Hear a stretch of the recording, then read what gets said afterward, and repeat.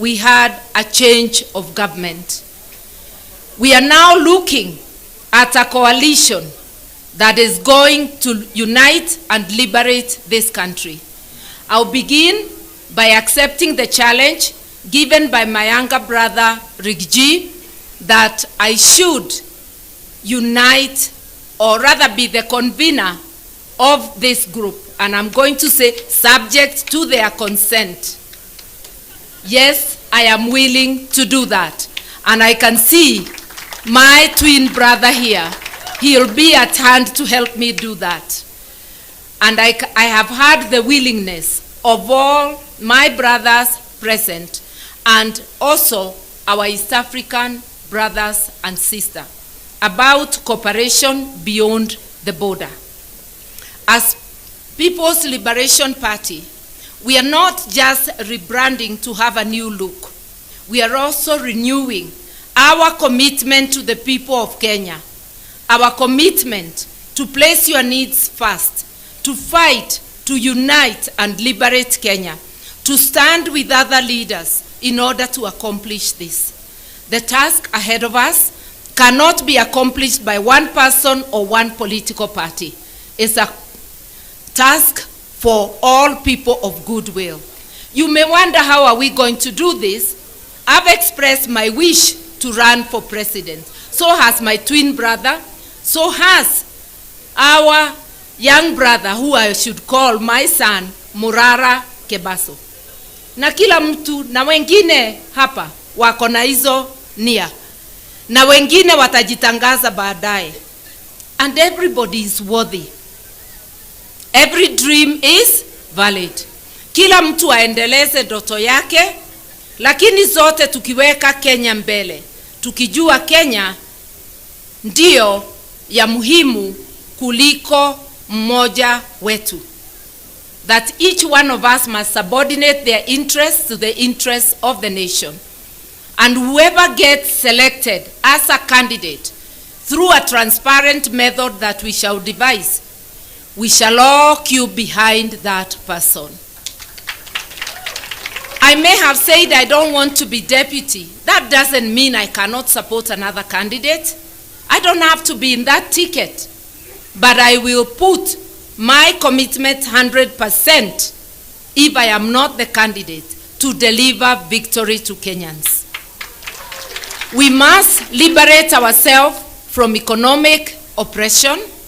And talking of economic oppression, the nation of Kenya, the state, has been hijacked by KK cartels and their allies. It is now serving the interests of the political elite within KK to the disadvantage of 50 million Kenyans. How can we start being sad na kubabaika that USA, Trump has issued an executive order withdrawing monies that were supporting health and especially HIV and AIDS? I have checked what was the total budget of USAID. Last year, it was 471 million. That's $500 million. The travel budget of Kasongo only, not of the ministries, Kasongo peke yake, mwaka uliopita, 27 billion. A serious and reasonable regime would have immediately announced there will be no job losses because of Trump's order. We shall immediately allocate equivalent money to keep the program going. Since when did our health become an issue for Americans or for any foreign supporter? If they support us, it's a bonus, but we must be ready to allocate money to essential services in Kenya. Another example, the fact that the new funding model for university has been stopped by the court for being unconstitutional does not mean that our university students have to be destitute. It means we revert to the status quo before that proposal. Help should be working, and we are telling William Ruto today and his KK regime, disburse money to our university students. Wacha kukalia pesa yetu, patia watoto wetu kwa ile mpango ya help ambayo ilikuweko awali. Usituambie ni koti imekufunga. Fikra zako na unyanyasaji wako ndio imekufunga, hakuna kitu ingine. We are also saying release money for capitation to the rest of the education sector, primary and secondary school, so that our children may get education. We are saying stop demolishing houses without offering alternative accommodation. Stop grabbing land after demolishing houses, grabbing land of people with titles and giving it to your cronies. Because some of those demolitions is not about environment, it's not about affordable housing, it is not about public use, it's about gifting his friends that land.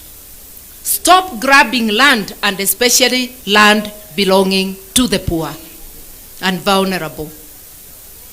As leaders, unless if we come together, our people will continue to suffer all these ills. Most importantly, the right to life precedes any other right. You have to be alive to enjoy any other right.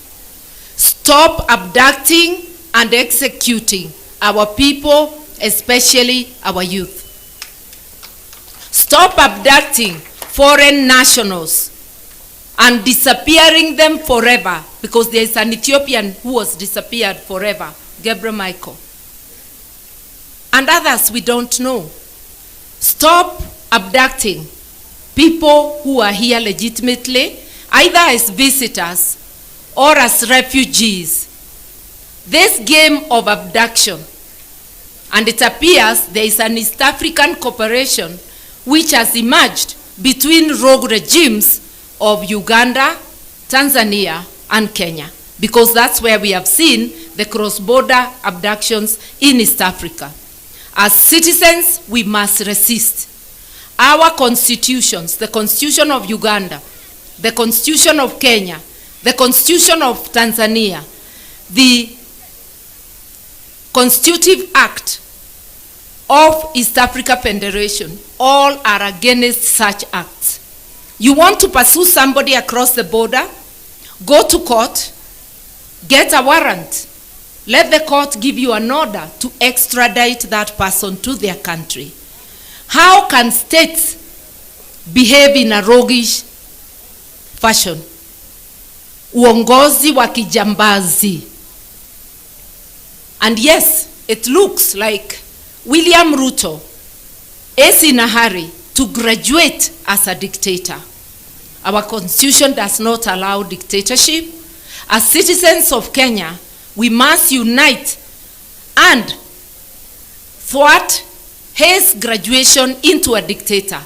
We must say that there will be no graduation of a dictator in Kenya, because our constitution says so. Nikisema hivyo sisemi kwa nguvu zangu, ni nguvu zenu. Tuliandika katiba na tukaweka hii maneno yote. Na kama wewe William Ruto na UKK bandwagon hamukusoma katiba, musomewe au mujisomee tena. Kama PhD haiwezi kusoma katiba, sijui itasoma nini ingine. Sababu anajigamba ya kwamba akona nini na PhD. Mkenya wa kawaida ambayo hana masomo ya juu ashaelewa katiba, ashaelewa ya kwamba Mkenya ndiye sovereign. Power belongs to the people. The judiciary gets power from the people. The executive gets power from any public officer exercising power on behalf of the Republic of Kenya is an employee of the people.